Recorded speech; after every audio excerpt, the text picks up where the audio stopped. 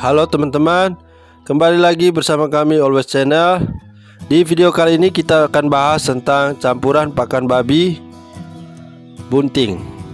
Jadi pakan babi bunting ini sangat harus diketahui oleh para peternak babi, supaya ketika merawat babi bunting dia tahu memberikan makanan apa yang tepat untuk babi bunting tersebut. Jadi campuran pakan babi bunting itu bahan-bahannya yaitu yang pertama adalah gandum. Di sini kita menggunakan 50% gandum, yaitu dari 30 kg sebanyak 15 kg. Jadi kita gunakan 15 kg gandum sebagai pengganti ampas padi. Yang berikut kita gunakan 8 kg ampok atau biasa disebut tepung jagung. Jadi ampok ini kita gunakan sebanyak 25% dari 30 kg. Jadi kalau teman-teman gunakan 50 kg, maka silakan kalikan saja 25% dari 50 kg itu berapa. Yang berikut kita gunakan konsentrat. Di sini kita gunakan 25%, yaitu sebanyak 7 kg di sini.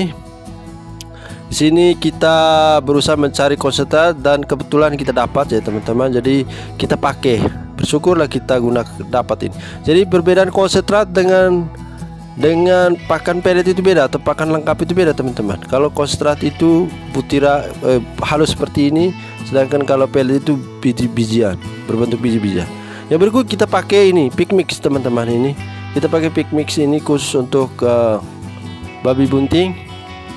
Yang berikut kita gunakan mineral 10 ini teman-teman. Ini mineral 10 sebanyak 1 kg. Kita masukkan semua ke dalam campuran pakan 30 kg ini. Ini fungsinya untuk mempercepat atau menyusui, memperlancar air susu pada indukan babi ya. Ini fungsi mineral 10 salah satunya. Jadi campuran ini dikhususkan untuk satu ekor induk babi dengan bobot 30 kg ini campuran pakan babi bunting ini. Ini 30 kg totalnya untuk 1 bulan untuk satu ekor induk babi. Ini wajib kita beri teman-teman, wajib harus kita campurkan, beda dengan pakan babi yang lain. Pakan babi penggemukan harus beda.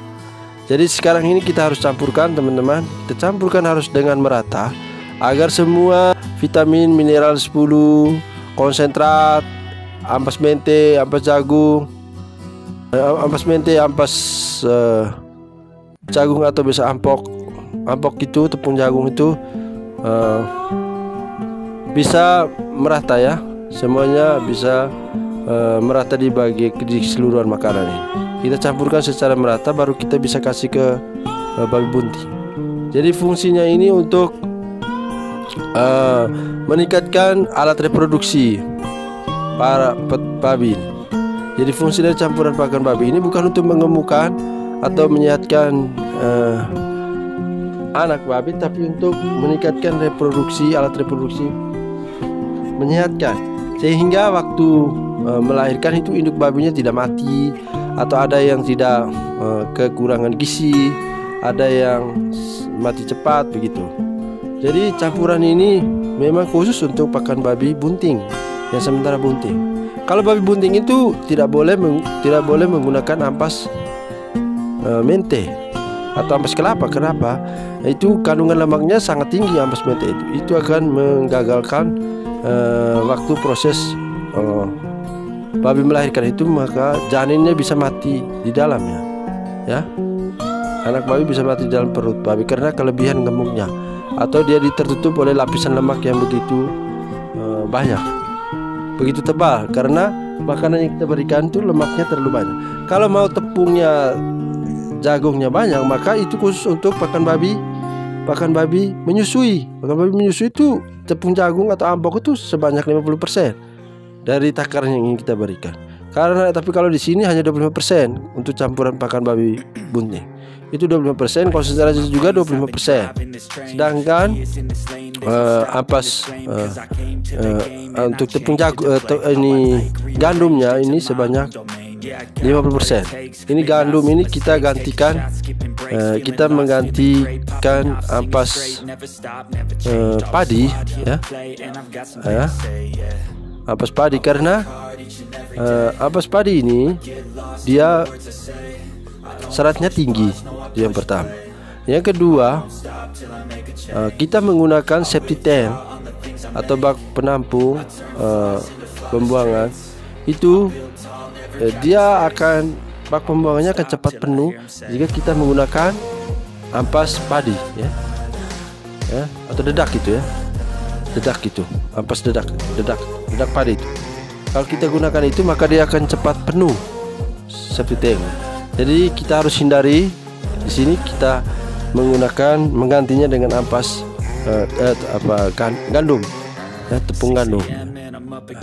Jadi teman-teman harus bisa tahu bagian makanan babi mana yang seratnya tinggi, yang bisa membuat lubang septic tanknya cepat penuh dan sebagainya. Itu harus teman-teman pelajari, ya. Yang berikut juga campuran pakan babi itu harus beda-beda. Campuran pakan babi pre-starter, pakan babi starter, pakan babi penggemukan, finisher, pakan babi bunting, pakan babi campuran pakan babi menyusui dan sebagainya. Itu harus teman-teman belajar secara lebih detail. Teman-teman bisa tonton saja di channel ini atau teman-teman lain yang membahas tentang campuran pakan babi. Teman-teman harus belajar setiap hari. Mengapa? Karena dengan belajar maka kita bisa tahu bagaimana menangani dan memberikan solusi terhadap makanan babi yang kurang bergizi, dan juga bagaimana ketika babi kurang sehat. Kira-kira makanan apa penyebabnya? Itu bisa ketahuan, teman-teman. Kalau induk babinya mati semua, ya bisa saja kekurangan gizi. Mengapa? Kita tidak tahu informasi yang tepat bagaimana campuran pakan babi bunting itu seperti apa. Selama bunting, campuran pakan babinya harus seperti apa. Ketika dia sudah beranak, menyusui, campuran pakan babinya harus seperti apa. Itu teman-teman harus pelajari supaya bisa mengurangi risiko-risiko seperti babi mencret, bobotnya menjadi kurang. Anda harus belajar itu semua sehingga tidak mengalami kekurangan gizi pada anak babi, dan juga bisa kematian anak babi ketika melahirkan. Ada yang malah mati semua setelah lahir. Itu seperti baru-baru saya melayani konsultasi dengan seorang ibu yang mengeluh anak babinya mati semua.